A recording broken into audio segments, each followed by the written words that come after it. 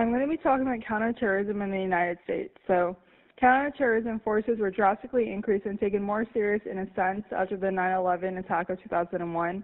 For example, the Bush administration created the Department of Homeland Security, the DHS, that was a year after those attacks. So this added to the general security of our nation's home front, and also major components of the Department of Justice were consolidated and emboldened into the U.S. Immigration and Customs Enforcement. They're known as ICE. On top of that, airport security was significantly altered with new safety procedures. A big help of making this happen was the involvement of the TSA, the Transportation Security Administration. They're also under the Department of Justice. So how did this all work out? Well, to begin with, counterterrorism is a big subject to tackle, but let's take a look at the bigger picture. So the umbrella over the entire counterterrorism operations stuff is called the JTTF, the Joint Terrorism Task Force. This umbrella term stands for all participants involved. They collectively detect, interdict, dismantle terrorist organizations, and prosecute and remove terrorists.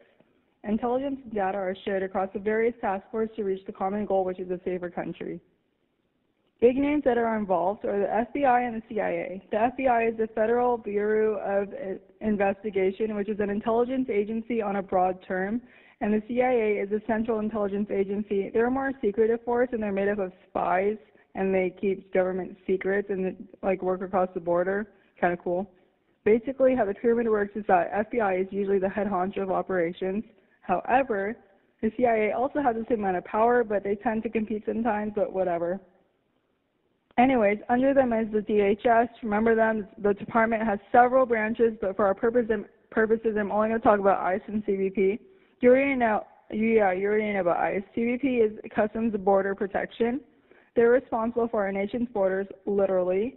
They're in airports, boat ports, all that stuff. The difference between them and CBP is the actual first line of defense of our border, and they are the barrier of letting terrorists physically into our country. ICE is a larger agency that oversees threats within our country and are more responsible for shutting down actual terrorist operations.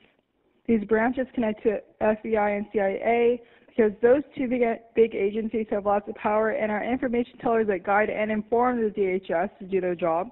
Under the DHS is the state and local police forces. That includes those people that give you speeding tickets, that guy in front of our school on a motorcycle. He's local. They're also known as backup to these big agencies, and they're more of a responsive force. They're not much for intelligence.